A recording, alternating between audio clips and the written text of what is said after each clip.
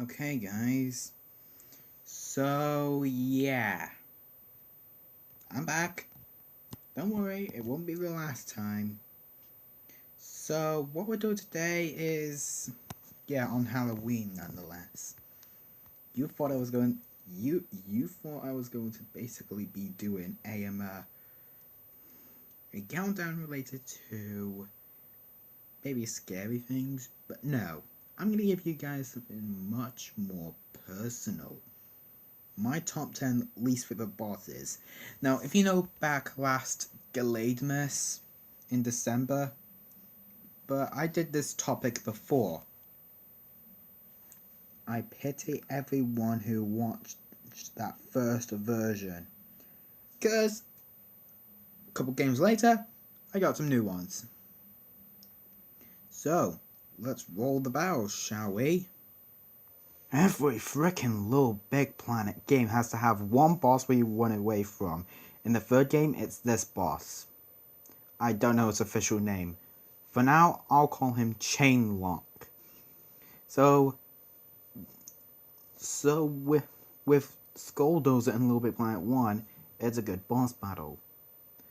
So and with Copernicus in the second game, you at least learned how to use the the frickin' grappling hook enough. But for Chainlock, you have one level with toggle and that's it. Doesn't help it's also hard as heck. I mean, especially for someone as good as me or this guy. So yeah, however, we're only just getting started, so don't worry. There's plenty of harder ones to come. Oh, god damn it.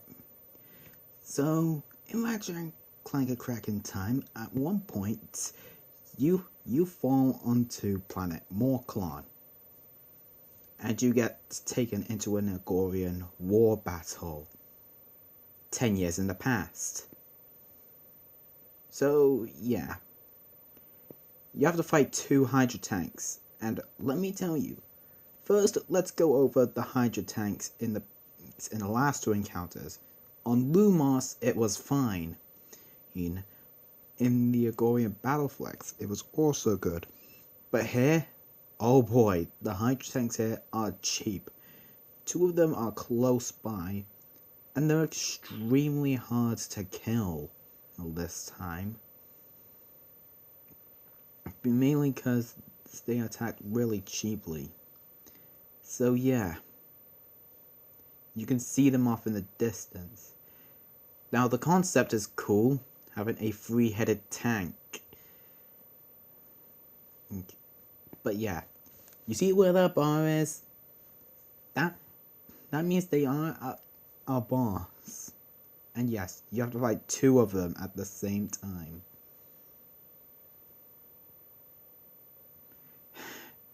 Only on planet Morclon can you have Hydra tanks this infuriating.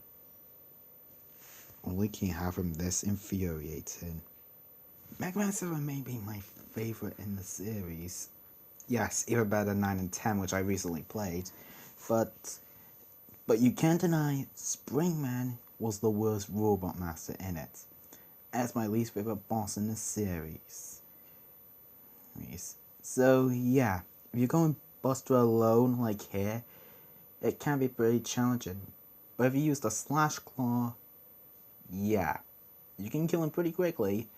And it gets more ridiculous when you add the Noise Crush, because there's a little glitch you can do where you fire the Noise Crush as soon as you enter the room, killing Springman instantly. This glitch also works with Turbo Man, who was also close to taking Springman's spot, but Springman just, I guess you could say, springed his way onto the list. Nintendo, I would like to have a quick word with you. Oh crap. Sorry about that. But yeah, Nintendo, I'd like to have a quick word with you. I love you. I love your work, Nintendo. But this boss, especially this late in the game, pretty goddamn easy. I know making Mario games easy is, your thing, because you gotta introduce the new kids to video games. But even I can't admit that this battle is pretty horrible. I'm, I'm pretty sure even after I played Mario Odyssey, yes, I played Mario Odyssey for those who are curious, I still think this boss was the worst Mario boss I've faced. Because, well, it's just too easy. I mean, you gotta get the ice flower to climb up here, and then jump when he ground pounds, and then you shake, and then you shake again to destroy him. And that's pretty much it. On to number 5, where my rage gets very loose. And it's funny, because in my old list, a Mario boss was on there, and it was number 6, and it was also ice themed. Coincidence? I think not. Okay, so playing 2 of the most iconic Zelda games on a Nintendo 3DS, Ocarina of Time and Majora's Mask, was pretty good. But Georg can go screw himself. First off, what is up with that design? That is weird, even by Zelda standards. Second, he's pretty much the only boss in Majora's Mask that everyone seems to enjoy ranting on how much he's bad for. It doesn't help that Great Bay Temple was easily the worst temple in Majora's Mask as well. And Georg can also make the fight very irritating.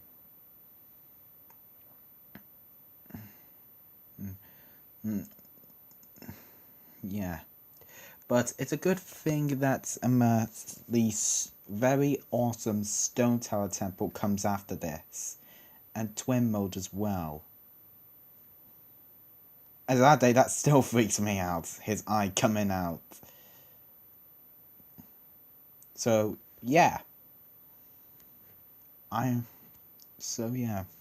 Next up, number 4. This is Pokemon Emerald. This is probably the oldest game on this list.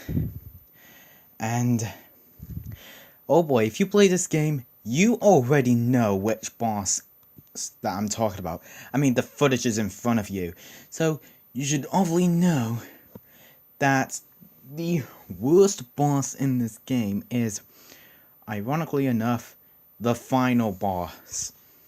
I tended to leave final bosses off this list, but I hate this fight enough, damn it. So yeah, Champion Wallace. In really infuriating battle. For starters, his levels. As you see, his Wailord is level 57. One lower than his strongest Pokemon, which is of course the Milotic. Oh god, the Milotic. So yeah. I hate Wallace because this battle is so freaking cheap. I mean, if you chose Sceptile as your starter, no biggie, because water is good against fire. I mean, but if you want, it's another reason why this boss battle sucks. And oh yeah, this is the big boy, the Milotic. It actually is a boy. Yeah. This Milotic is the ultimate toxic staller. Everybody knows how painful this Milotic is. But if you want more information on how awful this boss battle is, I can point you to the Tree's Apprentice. He's ripped on this boss better than I have. And besides, this is my 4th least favorite boss battle. We've got like 3 left. Jesus Christ. Brawl's Subspace Emissary story mission was really good in Smash. Heck, and I actually kind of miss a story mode in Smash 4. But hey, there's always hope for the next Smash game. There's one boss in here I really don't like.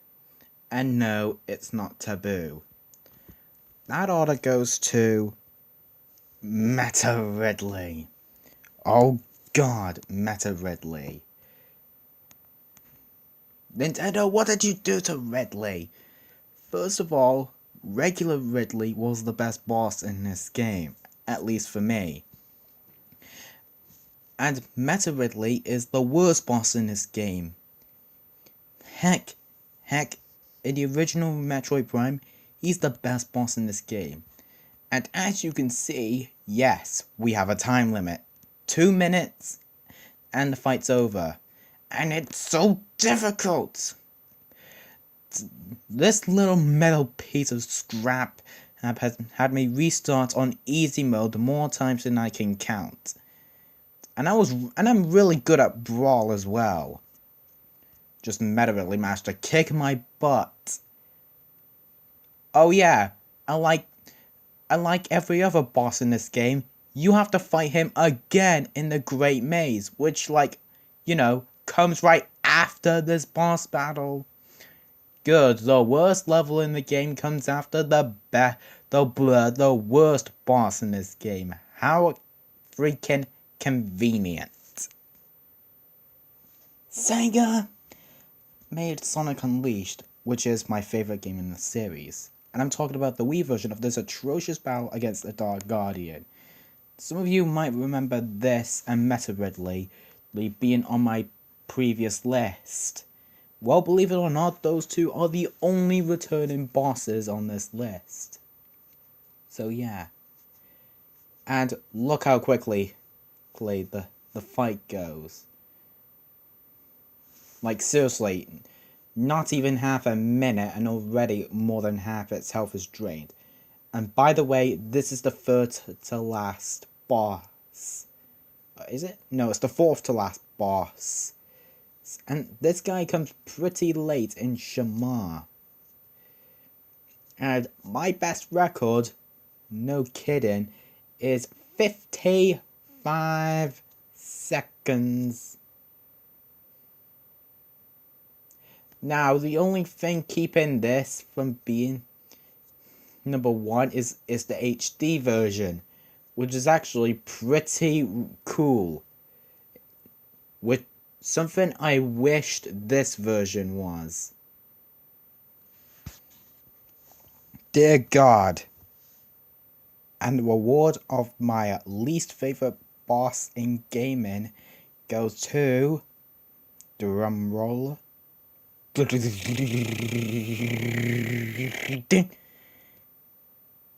Pelagia from Shadow of the Colossus. I'm not kidding to you, this thing is stupidly dumb. I mean, first of all, what is up with that design? It looks bizarre. Even when you get onto awesome Colossi like Dirge, Malice, Avion, and heck, even Phalanx. You got other Colossi like Bassaran and Pelagia. What you basically gotta do is climb onto the back of Pelagia, which is far more difficult than what happened here, and then you gotta steer him, which sounds cool, but it's really wonky. Then you got to get to on one of those platforms, and then Pelagia will try to get you. It's there where you're able to jump onto his belly and stab him. Repeat this one more time when he lowers, and then you've won. That's it. This is my least favorite boss battle because it's so infuriating. And I've raged many times. This declares Pelagia as my least favorite boss battle in gaming history. I'm Inferno Gallade. Thanks for watching.